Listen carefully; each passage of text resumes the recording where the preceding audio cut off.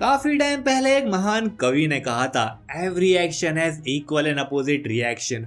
और वेल मुझे लगता है कि वो गलत थे यार, क्योंकि we are witnessing action action और क्रेजी रिएक्शन। तुम्हें लूफी को देखना है, ओडा सेंसे भी लाइक आओ यार दिखा दूंगा, वो भी गियर 5 फॉर्म के अंदर। जोरो चाहिए लिटरली भाई सोमर्स के आगे बैठ के ऑरा फॉर्म कर रहा है। और सांजी उसने अब डिसाइड कर लिया है कि जैसे लूफी को पायरेट किंग बनना है, एंड कैसे जोरो ने डिक्लेयर किया था कि उसे अपने कैप्टन और बेस्ट फ्रेंड के लिए लिमिट्स को सरपास करके खुद किंग ऑफ द हेल बनना पड़ेगा। बिल्कुल उसी तरह we are witnessing the birth of a new king, making Zoro, Luffy and Sanji the monster trio of conquerors. So start करते हैं वन पीस चैप्टर 1187 को। अगर तुम लोग चैनल पे नए हो, तुम लोगों को पता है वीडियो को लाइक करना, चैनल को सब्सक्राइब करना बिल्कुल मत भूलना। हम लोग 50,000 सब्सक्राइबर्स के काफी ज्यादा क्लोज है, करवा दो यार। सो स्टार्ट करते हैं पहले सांजी के ट्रॉमा के साथ ही। और भाई ये जो ओडा सेंसे की चॉइस है ना यार, यहाँ पे इस कवर पेज को डालने के लिटरली भाई काफी ज्यादा इंपॉर्टेंट ये कवर पेज बन गया। हाँ चाहिए एक रिक्वेस्ट कवर पेज, लेकिन इसके साथ साथ ओडा सेंसे का भाई दिमाग देखो एक बार तुम लोग। हम इस कवर पेज में देखते हैं सांजी का वही बचपन का ट्रॉमा, जब उसके भाई और उसका खुद का फादर उसको काफी टॉर्चर किया करता था। बस एक रेजू एक ऐसी पर्सन थी जो कि सांजी को अच्छी तरीके से ट्रीट करती थी, और उसी चीज को यहाँ पे पोर्ट्रे किया जा रहा है, जहाँ पे रेजू एक डक को प्रोटेक्ट कर रही है जो कि बिल्कुल सांजी की तरह दिखती है। उसके यहाँ पे सिबलिंग्स और फादर थे। बट वेल अभी हम उसी सीन की तरफ चलते हैं जहाँ पे लूफी ने ईमू के मुंह पे ऐसा धर के मुक्का दिया था। ईमू के मुंह से लिटरली ब्लड निकलने लगता है, जिस चीज को देख के लोग की तो शौक रहेगा कि ये लूफी ने कर क्या दिया है। यहाँ पे ईमू उड़ता हुआ जाता है सीधा वुड्स के अंदर, जंगलों के अंदर पेड़ से जा टकराता है और धमाका भाई। ऑब्वियसली लूफी ने अपने पंच में कॉन्करर्स हाकी या फिर हाकी तो कोड करके ही रखी थी, जो कि हम यहाँ पे देख भी सकते कि काफी तगड़ी लाइटनिंग की स्ट्राइक्स भी निकल रही होती हैं। एंड ये सब सीन देख के लोकी भी सरप्राइज होता है, एंड ही इज लाइक भाई काफी तगड़ा मुक्का मारा है तूने। पर फिर वो खुद कहता शायद तूने इसको ऐसा मुक्का बस इसी वजह से मार पाया क्योंकि मैंने इसको काफी इंजर्ड कर दिया था यार। एंड इस मोमेंट पे लूफी अपनी चेस्ट को भी पकड़ रहा होता है, जहाँ पे ईमू ने उसको पहले पियर्स किया होता है। तो इस चीज को देख के लूफी कहता है अबे जा तू पहले अपनी इंजरीज को ठीक कर, यहाँ पे फाइट करने का मत सोच, जाके चुपचाप रेस्ट कर। एंड इस चीज को सुन के लोकी तो काफी गुस्सा होता है। ही इज लाइक अबे सारे तुम मेरे को रेस्ट करने के लिए बोला, तू चुप बैठ, मैं यहाँ पे फाइट करने वाला हूँ यार। इन दोनों की यहाँ पे ऐसे ही तू मैं चल रही होती है, लेकिन ईमू उसको भी इतना फर्क नहीं पड़ा है। यहाँ पे जैसे ही वो लूफी के मुक्के से पीछे उड़ता हुआ आता है, उसके मुंह से ब्लड तो निकलता है, लेकिन वो अपने हाथों को लेता है भाई, अपने हाथों में पावर्स को जनरेट करता है, some kind of magic flame या फिर वापस से ओमन पावर्स को जनरेट करता है, जिससे दो फ्लेम्स उसके हाथों से निकल के आती हैं और सीधा जाती है एक फ्लेम लूफी के ऊपर एंड दूसरी फ्लेम जाती है लोकी के ऊपर। लूफी भी देखता है कि उसके ऊपर यहाँ पे सम काइंड ऑफ फ्लेम आ गई है, उसको हटाने की कोशिश करता है और देखता है कि ये जल नहीं रही है बल्कि थोड़ा हर्ट तो कर रही है। एंड उसी मोमेंट पे यहाँ पे ईमू वापस से ऊपर उठ खड़ा होता है, एंड जो दूसरी फ्लेम है जो लोकी के ऊपर गई थी, यहाँ पे हम देखते हैं कि वो फ्लेम सम काइंड ऑफ बात कर रही है आपस में, जहां हम देखते हैं कि फ्लेम यार आपस में बात कर रही होती कि शायद जो उनका मास्टर है यानी कि ईमू, उसने उन लोगों को ऑर्डर दिया कि लोकी को जो ईमू ने पहले चेस्ट में पियर्स किया था, यहाँ पे जो फ्लेम्स है वहीं पे अटैच हो जाए। यहाँ पे फ्लेम्स बिल्कुल वैसा ही काम करती है। जिस मोमेंट पे ईमू वापस से उठ खड़ा होता है, वो लोकी और लूफी के पास आने की कोशिश करता है। लूफी भी उसको देखता है एंड ही इज लाइक ये साल तो काफी क्रीपी दिख रहा है जब मैं इसको पास से देख रहा हूँ तो। बट अपने ईमू भाई तो यहाँ पे स्नाइपर बन चुका है, लिटरली यहाँ पे वो स्कोप को यूज करता है, लोकी के ऊपर टारगेट को लॉक करता है। एंड हम देखते हैं कि जो फ्लेम लोकी के ऊपर लगी थी, यहाँ पे एकदम टारगेट को उसके ऊपर लॉक कर देती है। एंड ईमू एक न्यू मूव को यूज करता है जिसका शायद नाम डिमोनिक ब्लेड होने वाला है, जिससे बिल्कुल वैसी एक डिमोनिक ब्लेड निकल के आती है जिससे ईमू ने पहले लोकी को पियर्स किया था। जहाँ पे हम देखते हैं कि सीधा ईमू एक ऑरा ब्लेड को फायर करता है लोकी के ऊपर, और क्योंकि लोकी के ऊपर टारगेट लॉक हो रखा था, सीधा यहाँ पे वो ब्लेड जाती है लोकी की उसी चेस्ट को पियर्स करती, जो कि ऑलरेडी यहाँ पे पियर्स हो रखी थी यार, जिसका फोर्स लिटरली कुछ ज्यादा ही तगड़ा था। हम देखते हैं कि लोकी काफी दूर तक उड़ता हुआ आता है, मानो एक माउंटेन से वो जा टकराता है।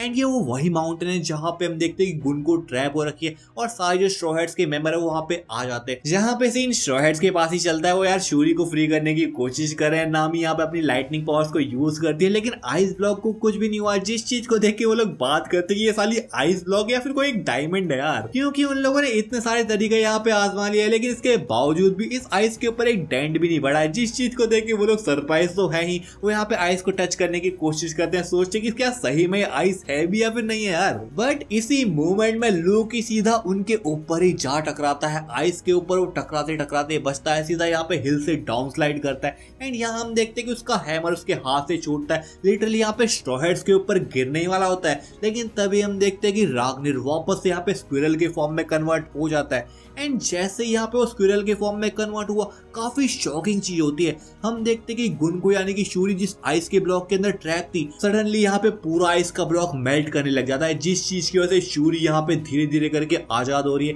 एंड इस चीज को देख के ऑब्वियसली ब्रुक काफी ज्यादा ही खुश है। वो लोग यहाँ पे थोड़े कंफ्यूज लग रहे होते कि आखिर एकदम से आइस मेल्ट होना चालू कैसे हो गई, अभी तक तो भाई ये टूट भी नहीं रही थी, ऐसा तो है नहीं कि सडनली यहाँ पे ग्लोबल वार्मिंग बढ़ गई, यहाँ पे आइस मेल्ट होना चालू हो गई है। जिस चीज को देख के थोड़ा हम भी कंफ्यूज है। लेकिन फिर मैंने सोचा, क्योंकि यहाँ पे हम राग्निर को देख रहे हैं जो कि स्क्विरल फॉर्म के अंदर कन्वर्ट हो गया, और लोकी की जो हालत है लिटरली यहाँ पे मानो बेहोश हो चुका है। इस चीज को देख के राग्निर यहाँ पे काफी ज्यादा चिंता में यार उसकी। एंड लिटरली जैसे ही वो स्क्विरल की फॉर्म के अंदर कन्वर्ट होता है, वो यहाँ पे लोकी को ढूंढने के लिए जाता है, उसकी यहाँ पे फिगर करता है कि क्या वो ठीक है या फिर नहीं। एंड शायद ये चीज हो सकती है कि इसी चीज की वजह से यहाँ पे आइस मेल्ट होना चालू हो गई हो, क्योंकि राग्निर की जो मेंटल एबिलिटी है वो यहाँ पे थोड़ी गड़बड़ा गई हो। क्योंकि जैसे उसने देखा कि यहाँ पे लोकी काफी इंजर्ड हो चुका है, उसकी जो मेंटल एबिलिटी है, जो मेंटल उसकी कॉन्शियसनेस है, जो उसकी डेलफुट की पावर्स को यहाँ पे बाइंड करके रख रही थी, वो यहाँ पे थोड़ी वीक पड़ गई होगी। जैसा हमने काफी आर्क्स पहले देखा भी है, जब यार गॉड उसॉप ने शुगर के साथ ऐसा ही कुछ किया था, जहाँ पे उसको बेहोश कर दिया था यार, जिस चीज की वजह से उसकी जो डेलफुट की पावर्स थी वो नलीफाई होगी। तो शायद यहाँ पे ऐसा भी कुछ हो सकता है यार। सो इमू ने लोकी को तो अपनी पावर से इंजर्ड कर दिया, और वो सेम मूव लूफी के ऊपर भी यूज करने की कोशिश करता है, लेकिन लूफी अपनी जैकेट को उतारता है और दूर फेंक देता है, जहां पे हम देखते हैं कि वो मूव इमू का सीधा लूफी की जैकेट की तरफ जाता है, सीधा जैकेट को डिस्ट्रॉय कर देता है। जहां से अब सीन चलता है एल्बाफ के पोर्ट साइड की तरफ, और हम देखते हैं कि सॉमर्स ने जो नई शिप को प्रिपेयर किया था बच्चों को ट्रांसपोर्ट करने के लिए, वो यहाँ पे पोर्ट में खड़ी हुई है। एंड सीन चलता है जोरो और सॉमर्स की तरफ। हम देखते हैं कि सॉमर्स के आगे यहाँ पे जोरो लिटरली ऑरा फॉर्म करके बैठा हुआ है, उससे यहाँ पे बात करने की कोशिश कर रहा है। जोरो यहाँ पे उससे कहता है कि अबे तू तो उन 3 डेविल्स में से एक, आखिर तू यहाँ पे करने की क्या कोशिश कर रहा है। एंड सॉमर्स भी कहता अबे तू तो वही है ना जिससे मैंने फाइट करी थी अभी थोड़े टाइम पहले, आखिर तू यहाँ पे क्या कर रहा है साले, यहाँ से तू कल्टी मार ले वरना तू इंजर्ड भी हो सकता है, सोच ले एक बार इस चीज को।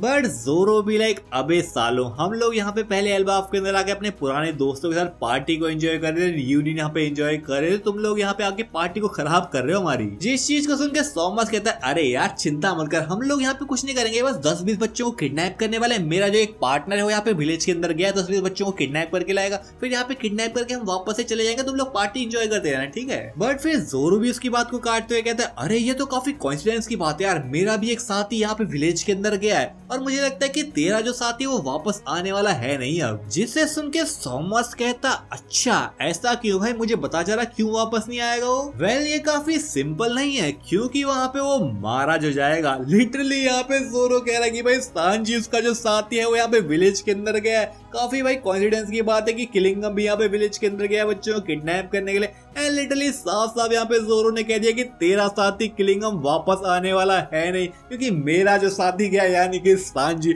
उसको खत्म करके रख देगा यार, खत्म खल्लास भाई एकदम। सांजी और जोरो भाई चाहे एक दूसरे की टांग कितनी भी खींच ले, उन लोगों को पता है कि जब एनिमी सामने आता है वो लोग भाई एक टीम के अंदर है, एंड इन लोगों को पता है कि भाई टीम के साथ कैसे फाइट करनी है। सांजी और जोरो आपस में काफी अच्छा ट्रस्ट बिल्ड करके रखते हैं, चाहे वो आपस में फाइट करते हो, लेकिन भाई बैटल के टाइम पे दोनों सीरियस मोड के अंदर रहते हैं। खैर इस चीज को सुन के सॉमर्स भी यहाँ पे चुप बैठने वाला तो है नहीं, वो यहाँ पे लिटरली अपने स्पाइक कॉन्वो को लेता है, जोरो के ऊपर अटैक कर देता है, एंड कहता है अबे साले तुझे लगता क्या है हम लोग कौन है, हमारी एक बार पावर्स को देख, तुम लोग हमारे आगे टिक भी नहीं पाओगे। एंड क्योंकि यहाँ पे ईमू ने सॉमर्स को भाई थोड़ी और एक्स्ट्रा पावर दे दी है, उसको यहाँ पे ट्राई करने की वो कोशिश भी कर रहा है कि आखिर भाई कितनी पावर मिल चुकी है मेरे को। जहाँ से अब सीन चलता है उसी पर्सन के ऊपर जिसके ऊपर जोरो ने अपना ट्रस्ट रखा हुआ है कि इस बंदे के आगे चाहे कोई भी आ जाए वो तो भाई इसको खत्म ही कर देगा। एंड यहाँ पे हम यही सीन देखते हैं कि सांजी भाई विलेज के अंदर आ जाता है, यहाँ पे वो देखता है कि ज्यादा मोशन लिटरली भाई काफी तबाही मचा रहा है, बच्चों को यहाँ पे किडनैप कर रहा है, यहाँ पे भी काफी भारी बारिश हो रही होती है, मारो भाई यहाँ पे आसमान फट चुका, लिटरली वो एक गॉड है, रेन गॉड ही तुम लोग उसको कह सकते हो। सो जो सब यहाँ पे सीन चल रहा है, इस चीज को देख के सांजी थोड़ी दुविधा में आ गया। वो सोचता है ये मॉन्स्टर यार जायंट से भी ज्यादा बड़ा और बच्चों को किडनैप कर रहा है, और वो बच्चों को यार बिल्कुल यहाँ पे सेव नहीं कर सकता, इतना टाइम नहीं है उसके पास। जहाँ पे फिर वो देखता मदर्स यहाँ पे अपने बच्चों को सेव करने का ट्राई कर रहे, लेकिन वो भी यहाँ पे कुछ नहीं कर पा रही। एंड यहाँ पे वो कहता है ये मॉन्स्टर, क्योंकि यहाँ पे एक लड़की तो यार इसके ऊपर हाथ भी नहीं उठा सकता ना यार। बट फिर एक दुविधा तो ये भी है कि ये जो सारी मदर्स हैं जो रो रही है, जहाँ पे हम रिप्ले को रोते हुए देखते हैं, कॉलन को यहाँ पे देखती है अपने बच्चे को भाई किडनैप होते हुए देख रही है, लिटरली यहाँ पे रो रही होती है। इस चीज को देख के सांजी कहता मैं यार इन मदर्स को, इन सुंदर सुंदर ब्यूटीज को रोते हुए नहीं देख सकता ना यार। सो सारी चीजों को यहाँ पे कैलकुलेट करके सांजी एक डिसीजन लेता है, मटर पनीर के ऊपर कॉन्सेंट्रेट करने का नहीं, बल्कि यहाँ पे डिसाइड करता है कि मैं तो भाई किलिंगम से फाइट करूंगा यार। क्योंकि ये मॉन्स्टर किसने बनाया, ऑब्वियसली किलिंगम ने अपनी पावर्स को यूज करके ना। तो सांजी यहाँ पे उसके ऊपर अपनी किक को यूज करके टूट पड़ता है, लेकिन किलिंगम वो भी यहाँ पे अपने स्पेयर को यूज करता है, जो उसका ट्राइडेंट है उसको यूज करता, सांजी की किक को इजी यहाँ पे ब्लॉक कर लेता है। एंड सांजी के अटैक को ब्लॉक करके किलिंगम भी लाइक तू यार थोड़ा टफ है, पर सांजी कहता तेरे को मैं खत्म करके रहूंगा। लेकिन किलिंगम कहता अबे तुझे क्या लगता है, तू टफ है तो यहाँ पे मेरे को खत्म कर देगा। टफ होने और इमॉर्टल होने में काफी ज्यादा फर्क है, मैं यार लिटरली इमॉर्टल हूँ, और तुझे क्या लगता है मेरे को हरा के तू यहाँ पे मेरी पावर्स को डिस्पेल कर लेगा। ऑब्वियसली यार मेरे को अगर तू हराएगा यहाँ पे रेन गॉडेस चली जाएगी, लेकिन क्या तू मेरे को हरा भी सकता है। जिसे सुन के सांजी कहता अबे ओए मैं तेरी वीकनेस जान चुका हूँ। बट किलिंगम यहाँ पे लिटरली हंसता है, ही इज लाइक मेरी वीकनेस जान चुका है, अबे ले उखाड़ ले, क्या उखाड़ेगा तू मेरा, क्या तेरे पास कॉन्कर साकी है भी जो मेरा कुछ उखाड़ पाएगा तू। किलिंगम यहाँ पे लिटरली सांजी को खुला चैलेंज देता है कि आ भाई मार के दिखा मेरे को, तेरे को बच्चों को आजाद करना है ना, आ भाई आ मेरे को मार के दिखा तू। जिसके अगले ही मूवमेंट में यहाँ पे किलिंगम अपने ट्राइडेंट को यूज करता है, सांजी के ऊपर सीधा अटैक करता है, जिसका फोर्स इतना तगड़ा था कि सीधा यहाँ पे सांजी जाता है, काफी सारे घरों को तोड़ के सीधा जमीन में जा घुसता है यार। एंड इसी मूवमेंट में जमीन में पड़े पड़े सांजी के माइंड में एक फ्लैशबैक घूमता है, जब यहाँ पे गवान ज़ोरो को कॉन्कर साकी के बारे में बता रहा था और कह रहा था कि अगर सही में तुम लोगों को यहाँ पे स्ट्रॉ हैट लूफी यानी कि अपने कैप्टन योंको को सपोर्ट करना है, फिर तो भाई तुम लोगों को कॉन्कर साकी के बारे में काफी कुछ जानना पड़ेगा। एंड सांजी यहाँ पे उस मूवमेंट में गवान से पूछता भी है कि क्या मेरे पास भी कॉन्कर साकी है, जिसका रिप्लाई हमें उस टाइम तो नहीं मिला था, लेकिन यहाँ पे गवान उसको रिप्लाई देता है कि तेरे पास पोटेंशियल है यार कॉन्कर साकी का। जहाँ पे वो कहता है कि सही में तेरे पास पोटेंशियल है, लेकिन कुछ रीजंस की वजह से तू अपने आप को ही काफी कम समझता है, अपने आप को काफी नीचा दिखाता है, और तेरे को लगता नहीं है कि तू इस चीज के लायक भी है। अगर तुझे सही में अपने कैप्टन लूफी को किंग ऑफ द पायरेट्स बनने में हेल्प करनी है तो तुझे खुद यहाँ पे किंग बनना पड़ेगा।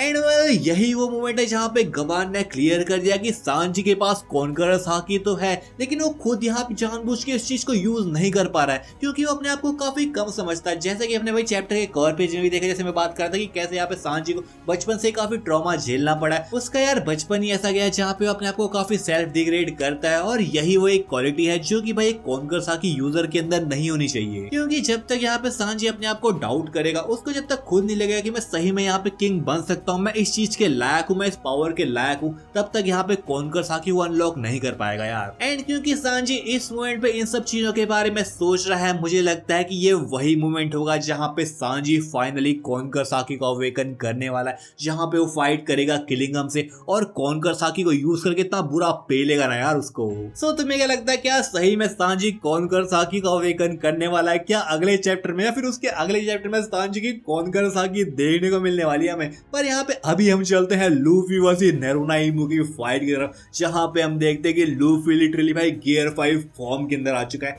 एंड इस चीज को देख के इमू तो भाई काफी खुश भी है, शौक भी है, वो कहता जॉय बॉय फाइनली तू मेरे सामने आ चुका है यार। जिस चीज को सुन के लूफी अब लिटरली पक गया यार, वो सुनते सुनते पक गया कि यार ये जॉय बॉय कौन है। लूफी कहता अरे मेरे को यार किसी और के नाम से मत बुलाया करो, मेरा नाम लूफी है, the man who will become king of the pirates. And ये वो मोमेंट है जहाँ पे king of the world Saint Nerona Imu versus one of the Yonko Monkey D Luffy fight करने वाले हैं यार। अगला चैप्टर मुझे लगता है कि यार इससे भी ज्यादा क्रेजी होने वाला है। अगर तुम लोगों को ऐसे ही क्रेजी चैप्टर रिव्यूज वीडियो देखने भाई वीडियो को लाइक करो, सब्सक्राइब करो, ठोको यार, शेयर कर दो, सब्सक्राइब कर दो, और वो जो हाइप का बटन है उसको भी दबा दो यार, और कमेंट करो यार।